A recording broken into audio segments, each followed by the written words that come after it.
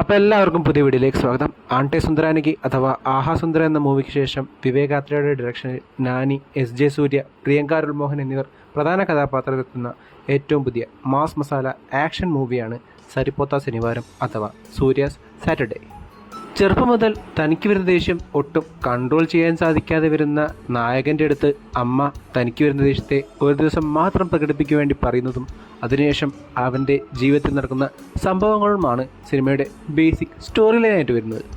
മുൻപൊരുപാട് കേട്ടുമറന്ന അമ്മ മകൻ സെൻറ്റിമെൻറ്റ്സ് ആണ് സിനിമയുടെ ബേസിക് ഇമോഷണൽ ഹുക്കെങ്കിൽ പോലും അവയെല്ലാം ഗ്രൗണ്ടഡായും റിയലായും ട്രീറ്റ് ചെയ്യാനാണ് സ്ക്രിപ്റ്റിങ്ങിൽ വിവേക് സിനിമയിലൂടെ ശ്രമിച്ചിട്ടുണ്ടായിരുന്നത്.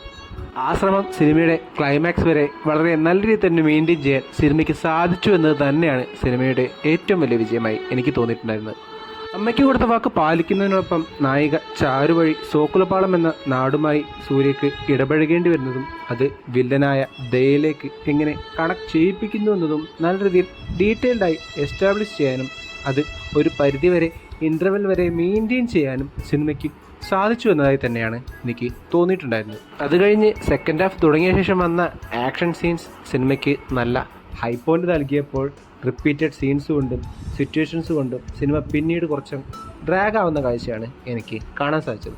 എന്നാൽ ക്ലൈമാക്സിനോടനുബന്ധിച്ചുള്ള ലാസ്റ്റ് 30 മിനിറ്റ്സിൽ സിനിമ വീണ്ടും ട്രാക്കിലാവുന്ന കാഴ്ചയും അത് നല്ല രീതിയിൽ തന്നെ അവസാനിപ്പിക്കുന്ന കാഴ്ചയും എനിക്ക് കാണാൻ സാധിച്ചു. പ്രധാന കഥാപാത്രങ്ങൾ കൂടാതെ നാനിയുടെ അമ്മയായി വേഷമിട്ട അഭിരാമി, അച്ഛനായി വേഷമിട്ട പി സായ്കുമാർ, ചേച്ചിയായി വേഷമിട്ട അദിതി ബാലൻ, കൂടാതെ ദയയുടെ ചേട്ടനായി വേഷമിട്ട മുരളി ശർമ്മ എന്നിവർ അവർക്ക് കിട്ടിയ വേഷങ്ങൾ വളരെ ഭംഗിയായി തന്നെ പെർഫോം ചെയ്ത പോലെ എനിക്ക് തോന്നി.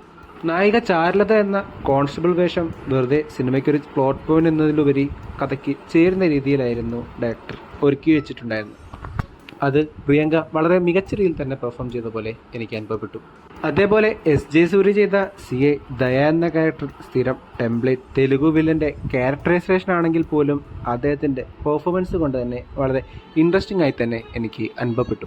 അവസാനമായി സൂര്യയായി വന്ന നാനിയുടെ പെർഫോമൻസ് മികച്ചതായിരുന്നെങ്കിലും അദ്ദേഹത്തിലെ ആക്ഷൻ ഹീറോ പരിവേഷവും സ്റ്റാർ പേഴ്സോണയും ഓറയും എല്ലാം വളരെയധികം ഇംപ്രസീവായി തന്നെയായിരുന്നു എനിക്ക് അനുഭവപ്പെട്ടിട്ടായിരുന്നു.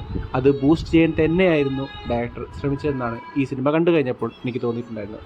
ടെക്നിക്കൽ സൈഡിലേക്ക് വരികയാണെങ്കിൽ മുരളിജിയുടെ സിനിമാറ്റോഗ്രാഫിയും കാർത്തിക് ശ്രീനിവാസിൻ്റെ എസ്പെഷ്യലി ആക്ഷൻ സീനുകളുടെ എഡിറ്റിങ്ങും എക്സലൻ്റ് ആയപ്പോൾ പലപ്പോഴും ഡൗൺ ആയി പോകുന്ന സിനിമയെ 10 മടങ്ങ് ലിഫ്റ്റ് ചെയ്യുന്ന രീതിയിൽ തന്നെയുള്ള BGM സോങ്സുമായിരുന്നു ജെയ്ക്സ് ബിജോയ് സിനിമയ്ക്കായി ഒരുക്കി വെച്ചിട്ടുണ്ടായിരുന്നത്. ഇൻ കൺക്ലൂഷൻ, സ്ഥിരം ടെംപ്ലേറ്റ് മാസ് മസാല മൂവിയിൽ ഡയറക്ടറിൻ്റെ സിഗ്നേച്ചർ കൃത്യമായി ബ്ലെൻഡ് ചെയ്തുകൊണ്ടുള്ള കിടിലം BGMൻ്റെ അകമ്പടിയോടുകൂടെയുള്ള നല്ല തിയേറ്റർ എക്സ്പീരിയൻസ് സമ്മാനിക്കുന്ന സിനിമ തന്നെയാണ് സൂര്യ സാറ്റർഡേ എന്നാണ് സിനിമ കണ്ടു കഴിഞ്ഞപ്പോൾ എനിക്ക് തോന്നിയിട്ടുണ്ടായിരുന്നത്. നിങ്ങളുടെ അഭിപ്രായം എന്ത് തന്നെയാണെങ്കിലും കമൻറ്റ് ബോക്സിൽ അറിയിക്കുമെന്ന് വിശ്വസിച്ചുകൊണ്ട് ഈ വീഡിയോ ഞാൻ അവസാനിപ്പിക്കുന്നു. വീഡിയോ ഇഷ്ടപ്പെട്ട ചാനൽ സബ്സ്ക്രൈബ് ചെയ്യുക. അപ്പോൾ മറ്റൊരു വീഡിയോയുമായി വീണ്ടും കാണും വരെ ഗുഡ് ബൈ.